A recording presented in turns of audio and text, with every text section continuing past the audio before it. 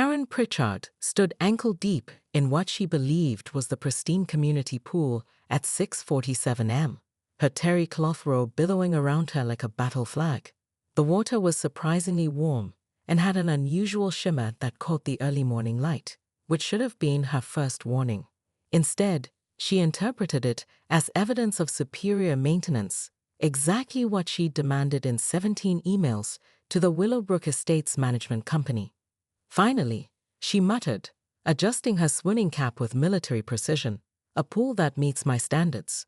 What Karen didn't know was that she was standing in an experimental chemical treatment bath designed to eliminate an aggressive algae bloom. The maintenance crew had cordoned off the area with bright orange cones and warning tape, all of which Karen had systematically removed and stacked in a neat pile by the pool house, assuming they were unsightly clutter left by incompetent workers. The first sign something was wrong came when her expensive pedicure began to tingle, then burn, then feel like tiny electric shocks were dancing across her toes. Substandard water temperature regulation, she diagnosed aloud, refusing to acknowledge the growing discomfort. Karen had built her reputation as HOA board president on never admitting she was wrong, and she wasn't about to start now. She took another step deeper, and the chemical solution began working its way up her calves. The tingling intensified, accompanied by an odd numbness that made her feet feel like they belonged to someone else. Still, Karen pressed on, determined to complete her morning ritual of 45 minutes of therapeutic aquatic exercise, a routine she'd insisted be added to the HOA handbook as a community wellness standard. "This is exactly what happens when you cut corners on pool maintenance," she announced to the empty pool area, her voice echoing off the surrounding condominiums. "I'll be documenting every deficiency for the next board meeting."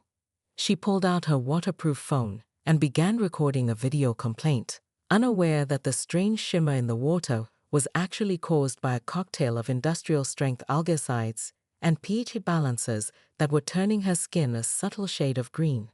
The second shocking moment came when her phone's screen began to flicker erratically.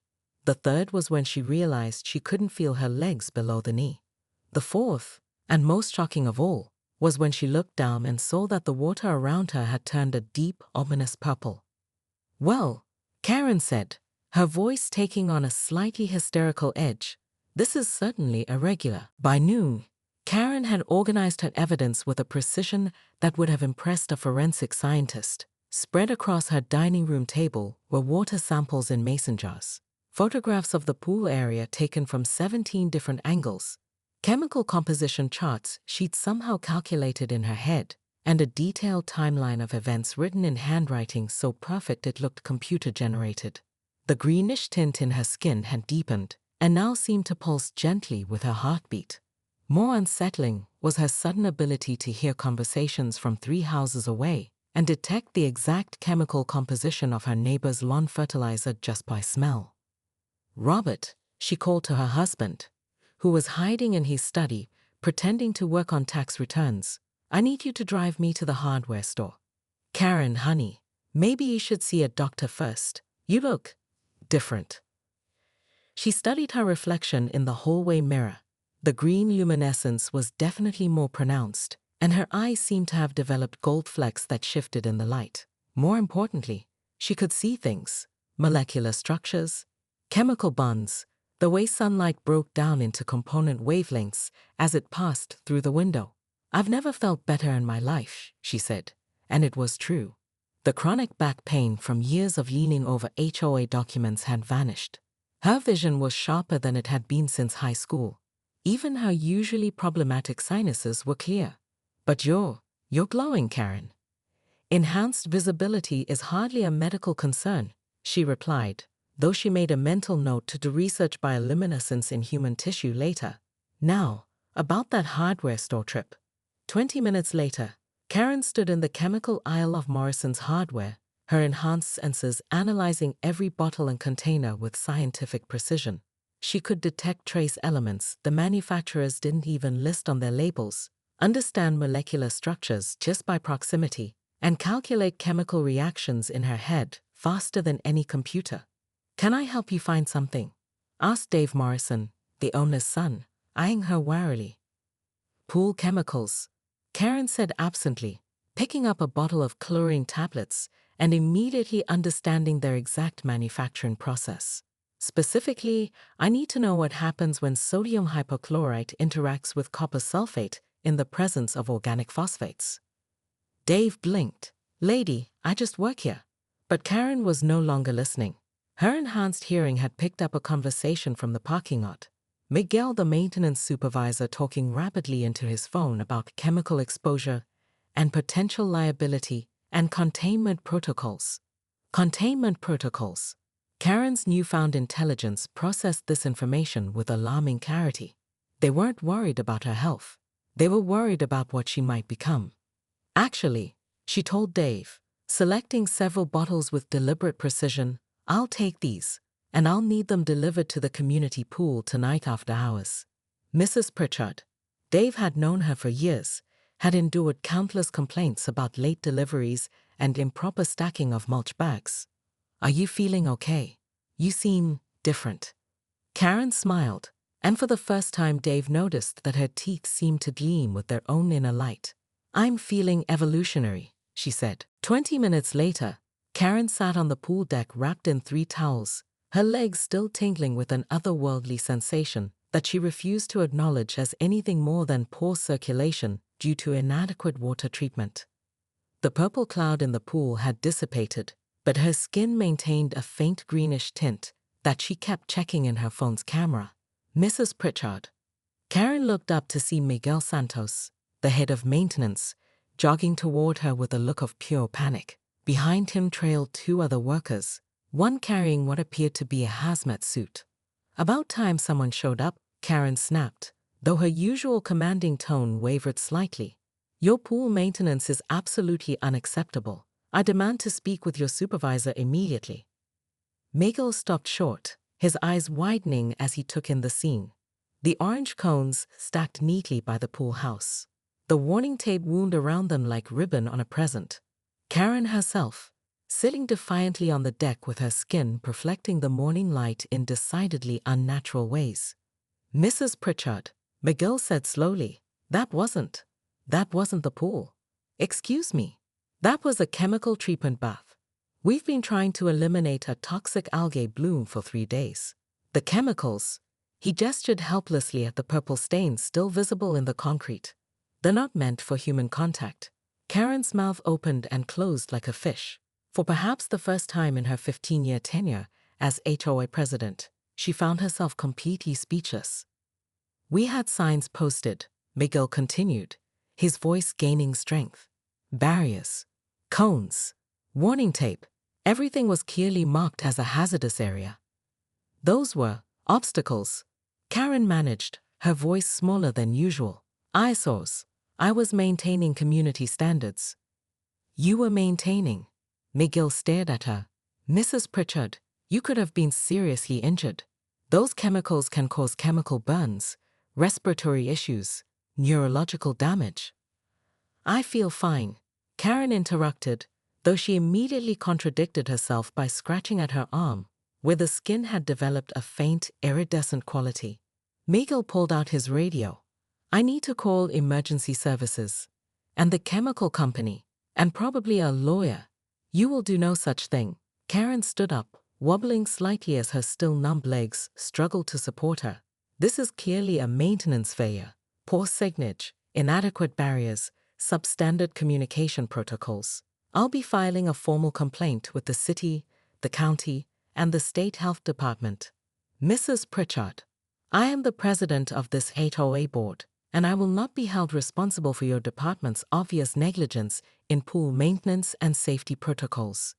But even as she spoke, Karen could feel something changing, not just in her skin, which continued to display that subtle green luminescence, but in her mind. Thoughts were coming faster, clearer, more organized than ever before. She could suddenly see patterns in the morning light, calculate the exact trajectory of a falling leaf, sense the electromagnetic fields emanating from the pool equipment. Actually, she said, her voice taking on a strange, almost musical quality, I believe I'll be conducting my own investigation into this matter. At 11:47 p.m., Karen stood at the edge of the now empty pool, her skin glowing bright enough to illuminate the surrounding deck. The chemical treatment had been neutralized hours ago, but the effects on her system were clearly permanent and still evolving. She'd spent the afternoon researching, calling chemical companies, and using her enhanced cognitive abilities to piece together exactly what had happened. The algae bloom hadn't been natural. It had been deliberately introduced as part of an experimental bioremediation project sponsored by a private research company. The maintenance had been a cover story. The real question was why Willowbrook Estates had been selected as a test site, and what the researchers had really been trying to accomplish. Her phone buzzed with a text from an unknown number.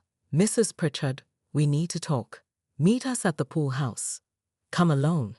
Karen laughed, a sound that now carried harmonics impossible for normal human vocal cords to produce.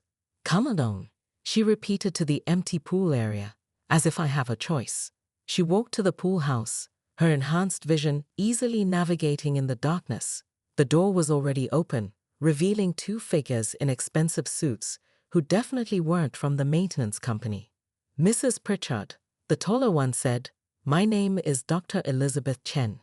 This is my colleague, Dr. Marcus Webb. We're from Helix Biosciences, the company that's been using my community as a laboratory." Karen replied, her voice carrying an edge that made both researchers step backward. "It was never meant to affect humans," Dr. Webb said quickly. "The exposure was accidental. We're here to help." Karen studied them with her enhanced perception, reading micro-expressions, analyzing stress hormones in their sweat, detecting the electromagnetic signatures of concealed recording devices. "You're here to contain the situation. The process can be reversed," Dr. Chen said. "With proper treatment, we can return you to your normal baseline within 72 hours. Normal baseline. Karen considered this. The chronic pain was gone. Her mind was sharper than it had ever been. She could see the fundamental patterns underlying everything around her, from the molecular structure of the concrete to the complex ecosystem of bacteria living in the pool filters. "What if I don't want to be normal?" The two researchers exchanged glances. "Mrs. Pritchard, you don't understand the full implications." "I understand perfectly," Karen interrupted. "You were testing some kind of biological enhancement agent using the algae as a delivery system. The question is whether this was meant to be a weapon or an evolution." Dr. Chen's expression confirmed Karen's suspicions. The cognitive enhancement was an unexpected side effect. We were studying cellular regeneration, not neurological augmentation. "Unexpected but not unwelcome," Karen mused. "Tell me, doctors, what happens to people who refuse your generous offer of reversal treatment?" The silence stretched long enough for Karen to hear Dr. Webb's heart rate increase by 15 beats per minute. "I thought so," she said finally. "Well, I have a counteroffer. You have 72 hours to provide me with complete documentation of your research, including all test results, funding sources, and future applications. In return, I won't use my new abilities to expose your illegal human experimentation to every regulatory agency in the federal government." "Mrs. Pritchard, you're not thinking clearly." "Dr. Chen." Karen's voice carried a harmonic frequency that made both researchers' bones vibrate. "I've never thought more clearly in my life. And I'm just getting started."